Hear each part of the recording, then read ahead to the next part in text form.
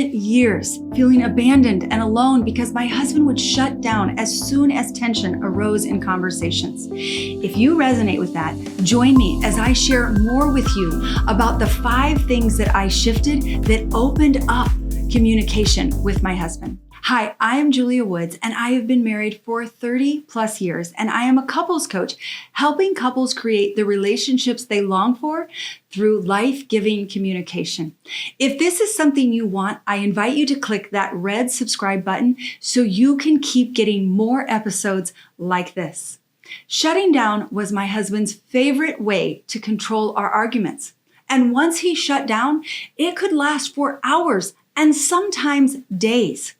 I remember tears streaming down my cheeks as I pleaded with him to just tell me what he thought or felt. But nothing seemed to work to get him to open up and talk to me. The problem was neither of us understood what was happening for the other person. He couldn't understand why I was so upset about him shutting down. From his perspective, he thought he was doing what he needed to do to not hurt me. He was so upset that he feared saying something that he would regret. So the best choice he saw was to keep his mouth closed and not say anything. I couldn't understand why he wouldn't say anything, just something. It felt like he was abandoning me and not caring about me or our marriage. His cold silence made me feel like I had done something terribly wrong, or that he was so mad that he would never speak to me again.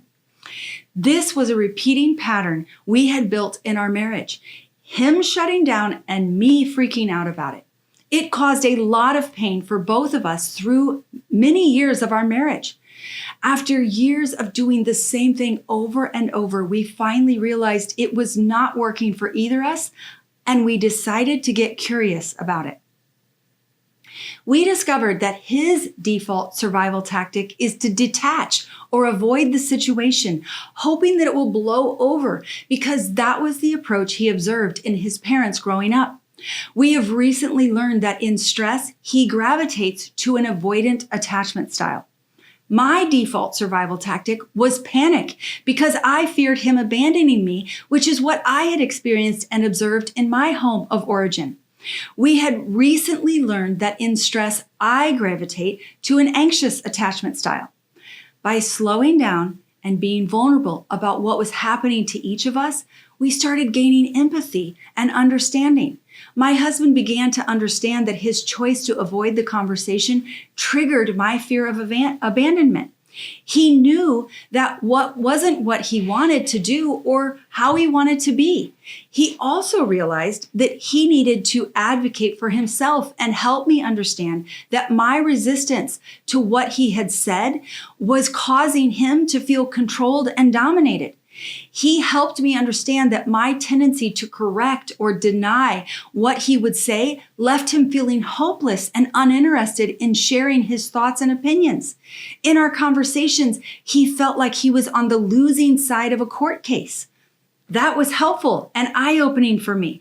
I could see that I was trying to win fights like they were court cases, and I was hurting my husband and my marriage by looking at it that way. I began to understand that my husband and I process tension very differently. I learned that men experience a lot higher levels of psychological stress in their bodies during conflicts, and I needed to grow my acceptance and respect for that. I also started learning more about the difference in how we process information.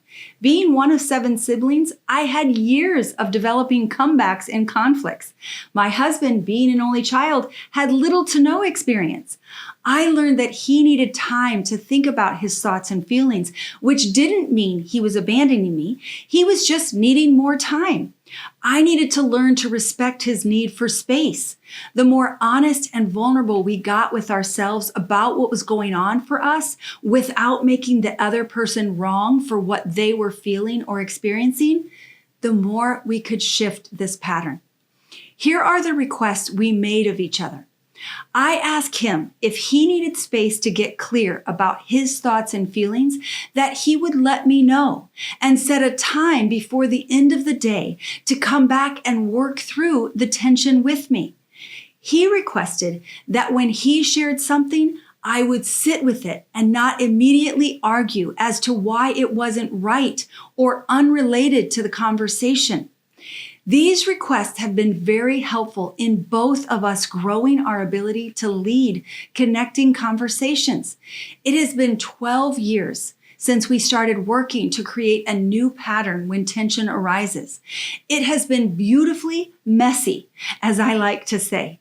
We have missed it a lot more than we have worked through it and found our old patterns easier at times. We have stuck with it and built new neural pathways in our brains as we are growing our respect and acceptance of what each other needs and develop trust in each other's commitment to the marriage. Now, when my husband shuts down, I recognize that it's a sign that he is going to shame or feeling shut down by my approach. So I ask him what he heard me say. It is really helpful because often I found out I'm communicating in a way that I didn't realize, or we learn that he's hearing me saying something that isn't what I actually said or meant. This stops the shutdown and opens up the conversation. If you or your spouse struggles with shutting down, I invite you to take these steps. First, acknowledge it. 2, talk about what happens for each of you when this happens. 3, write down what each of you needs. 4, make requests of what you need to be able to stay open. And 5, try it on and make adjustments until you discover what works for both of you. If you want to create deeper connection with your spouse, work to understand what's bringing them to do what they are doing, and then work together to support each other's needs. If you want to learn more about how to do this, in the description below, you will find my free ebook called Turn Defensiveness into Connection. It will help you continue to develop the marriage you long for, regardless of whether your spouse is willing to do the work with you or not. If you found this helpful, would you give it a thumbs up and share in the comments below one thing that you are taking away?